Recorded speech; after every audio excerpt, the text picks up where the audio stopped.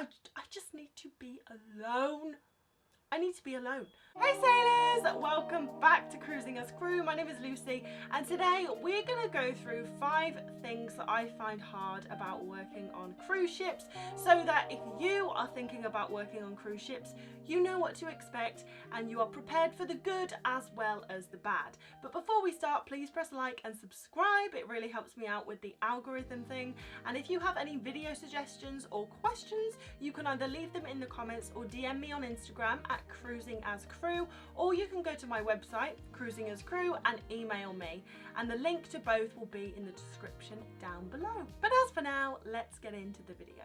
So the first thing that I find hard about working on a cruise ship is that you never switch off. You're always on standby. And what I mean by that, you're always representing the company. When you leave work, you might still be in passenger areas. Maybe you're going for a drink with a friend after work, or maybe you just go to the library, or maybe you go to a show. You are still a crew member on a cruise ship, and passengers will still come to you and ask you questions. If a passenger comes up to you and says, "Oh, can you please show me where the nearest lavatory is?" you're gonna show them where the nearest lavatory is. You can't just be like, "No, I'm finished." That doesn't work. And if you have guest privileges, then maybe you're gonna go into the guest buffet area and have lunch. You need to wear your uniform. On some ships, you don't have to wear uniform. They are more relaxed, like P&O, but I still had to look smart. I still had to wear smart trousers, a smart top. Like, it wasn't my uniform, but it wasn't like a hoodie. You still have to look respectable because you are a crew member representing the company.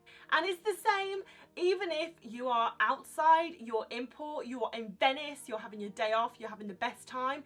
If a passenger comes up to you because they recognize that you are a crew member, you still have to help them. You can't be like, "Does it look like I'm working? No, I'm in Venice having a great day." So that's the one thing about not switching off. And the second one is, as soon as you step foot on that cruise ship, for the duration of your contract, you're going to be looking at your watch. You're going to set an alarm probably every single day, either to get up for work or to get up so you can like go off in port. When you go off in port, you're always conscious that you have to be back by a certain time because the ship leaves. The cruise ships run on schedules. You are always looking at your watch. And I think that's the one thing I've realized. Obviously, I've been at home for months now because of COVID-19, and I can just go out, go for a walk, and it doesn't matter how long I'm gone for. I can walk for half an hour, I can walk for 6 hours. I don't need to look at my watch because it's a Saturday. I have nothing to be back for.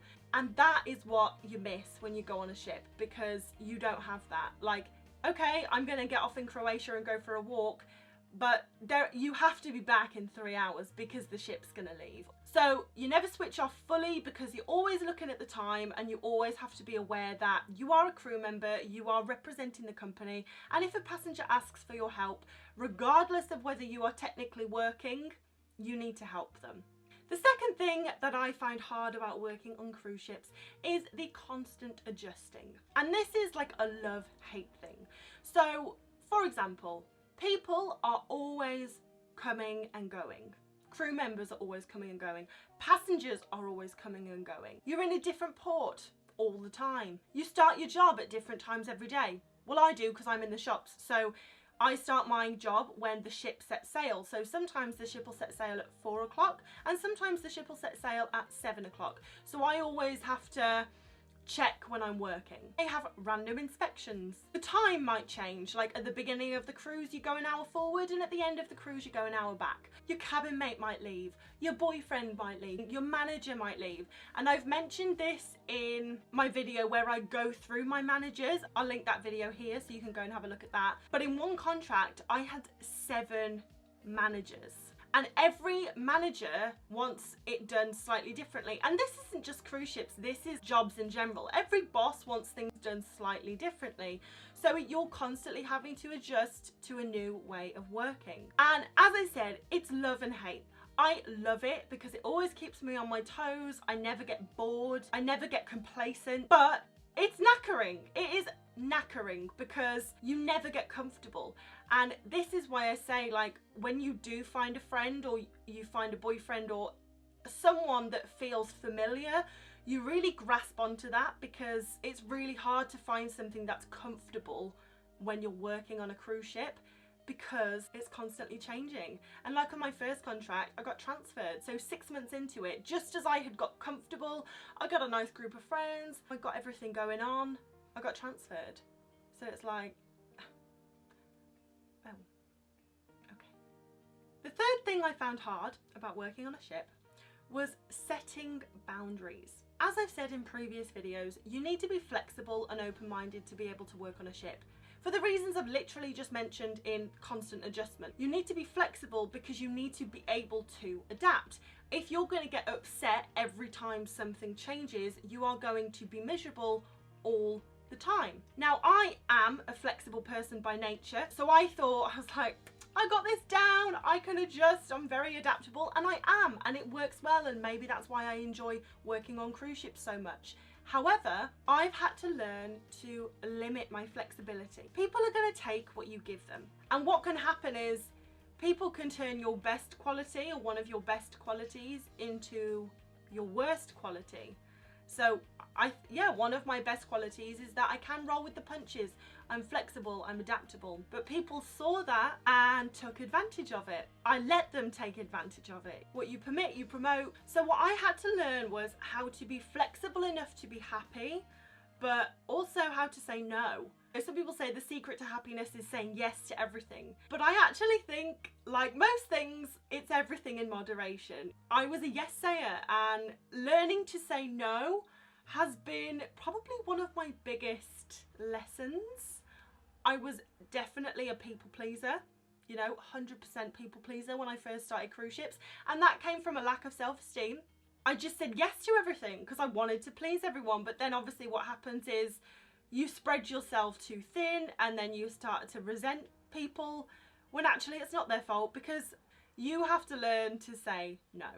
So like, I had a roommate, and this was at the beginning of my cruise ship career, and everything she asked me to do, I did.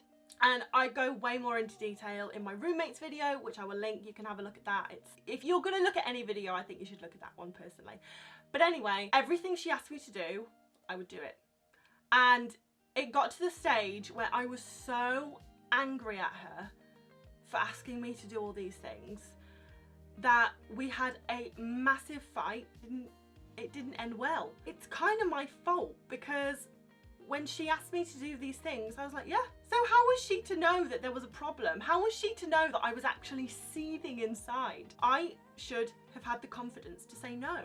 And okay, she may have been a little bit annoyed at my no, but it would have protected my happiness, and in turn probably would have had a very different outcome, because lovely woman, she was an amazing woman, but we just were not compatible as roommates. So I've learned through friendships, relationships, that actually by just saying yes to everything, you're ruining your own relationship, and you're either overtired or frustrated because you just give and give and give. But if you never say no, how are they going to know that you don't want to do it? So saying no really does come with confidence, but trust me, it will make your contract so much easier.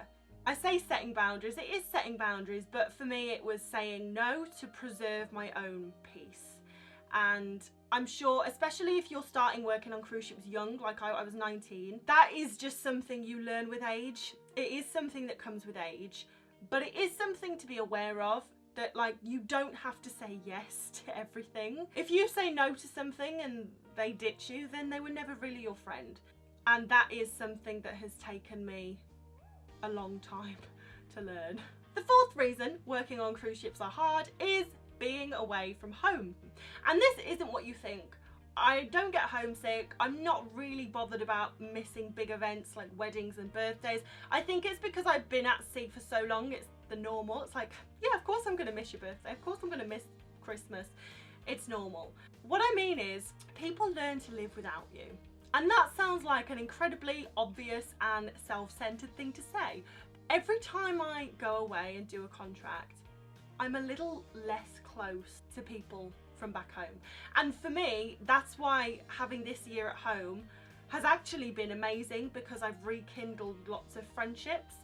But every time you do a contract, you will notice that people learn to live without you. Like when you went away, your best friend was Kirsty, but you were away. Kirsty, you know, you can't expect Kirsty to wait around. Kirsty went and made a new best friend. And that's fine. People are allowed to have other friends, but maybe you're not in the #1 slot anymore. And that is hard. That is hard, but that is one of the consequences of your choice to work on cruise ships. And while you're away creating this life on a ship, people are creating a life at home. But the problem with creating a life on a ship is you're going to be on there for 6 months. So great, you've created a life, you're having a great time, but 6 months and it's done. And even if you go back to the same ship, it's going to be a whole different bunch of crew, like everything's different. So it's not like you're going to go back and carry on living that life that you built. So every 6 months or every 9 months, however long your contract is, you have to start again. It's a great life lesson because I'm like, I know I can move anywhere and start again and make friends because I literally do it every 6 months. But there is that element of being left behind because obviously your friends and family are building a life at home in one place. So they're so much more established than you in their friendships and their relationships. And I wouldn't change it. Like, it's a choice that I made. I continue to work on cruise ships. Like, it's brilliant, but just be aware that people are going to learn to live without you. It's shit for you. Especially on your first contract, you do come back expecting things to be as they were when you left, and when they're not, it's a real punch in the face, I'm not gonna lie. I've told this story before I went on my first contract. I thought I had like 25 friends. I was like, yeah, I've got loads of friends. One kept in contact. One.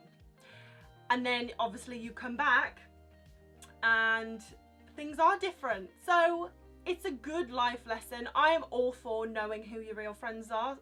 I wasn't at the time, it was still shit, but now if someone's gonna kind of like show themselves up like that, I'm like, great, brilliant, because that's, you know, less energy I need to expend on a fake friend. Like, I'm not watering any dead plants. It doesn't make it any less rubbish, especially if you think they are a real friend. Anyway, I'm getting off topic. Point is, it is hard to see people kind of building a life that doesn't include you and feeling left behind. So yeah, being away from home because people learn to live without you, and that is a bit of a hit to the ego, I'm not gonna lie. And the 5th reason working on cruise ships is hard is sharing a cabin, which I'm sure you were all thinking was going to be in here, and it is. Sharing a cabin is not easy. Now I will say, it depends who you're sharing with. I have shared with a lot of people. Check out my roommate's video, it's good. Some of them were great. Some of them were not. And this kind of goes back to setting boundaries. Like, in order to have a good living situation, you need to set boundaries. The first thing I say to a roommate when they move in is, what do you not like? What are your pet hates? For me, it's hair in the drain. I don't like it. I'm like, if you're gonna wash your hair, just take the hair out the drain. For other people, it's putting music on at 8 in the morning when you're getting ready for work. Some people like to get ready for work in silence. But the important thing is to understand each other's needs, because this is not like your room and they're moving in. You both have to be happy. Because the first thing that I said was hard about working on cruise ships was never being able to switch off. Your cabin is the one place on board where you can kind of switch off.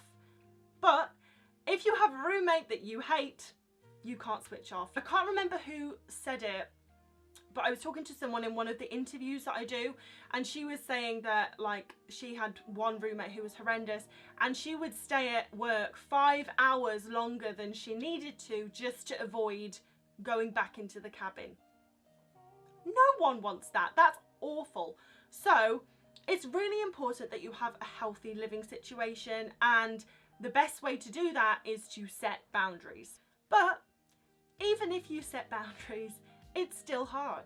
If you're living in a room with a stranger who's probably from a different country, which 9 times out of 10 is fine, but obviously if they have different cultural things or religious things, it can get messy. So there are some sharing the cabin experiences that I have thoroughly enjoyed, and some that I was like, this needs to be over yesterday. And I really hope that when you go on a ship you have a good cabin experience. Also, you have to have open communication, because once again, you're around people constantly. So if you're like, I just need to be alone, I need to be alone, you need to be able to say that. Just like, look, I know it's your cabin, but I need an hour to just sit on my own, read my book, whatever. And if you have a good cabin mate, they will respect that and say, absolutely, I'll go for a walk, I'll go and sit somewhere else for an hour.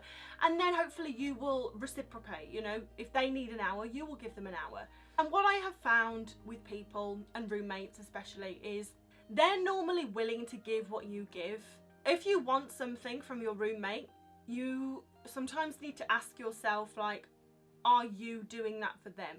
Maybe it's hair in the drain. You're like, I've told them that hair in the drain really annoys me, but yet they still don't take their hair out of the drain. Well, do you know what their pet hates are? Maybe they haven't communicated to you what their pet hates are, and you are doing it unknowingly. Maybe their pet hate is turning music on as soon as you wake up. They hate that. They haven't told you that. And sometimes you need to do the digging and ask them, is there anything that I do that pisses you off? Well, actually, yeah, I really hate that you turn the music on as soon as we open our eyes in the morning. And then maybe you stop turning the music off and she starts taking her hair out the drain. Sometimes you have to be the bigger person and do some digging and find out if you're doing anything that annoys you, because as I said, I was a people pleaser in my first contract. I didn't want to say anything negative to anyone, and consequently that just made me a really angry, bitter person. So your roommate might be the same. She might be a people pleaser, not wanting to say anything to you because she doesn't want to upset you, but actually it's eating her alive inside. So sometimes you need to prise it out of them and be like, what am I doing that pisses you off? Let's have an open discussion, and hopefully they'll tell you and it will improve your relationship. But yeah, sharing a cabin can be really difficult, but there are ways around it. Anyway, those are the 5 reasons working on a cruise ship can be really hard. I hope you have enjoyed it. I hope this has helped prepare you for what is to come. Hopefully things will be getting back to normal very soon. But if you enjoyed this video, please press a like and leave a comment. It really helps me out with the algorithm thing, and also subscribe. But I assume you already have. But if you have any questions or video suggestions, you can leave them in the comments down below, DM me on Instagram at Cruising as Crew, or visit my website, Cruising as Crew, and email me. And all the links are down below. But thank you so much for watching, and I will see you in the next video. Bye, sailors.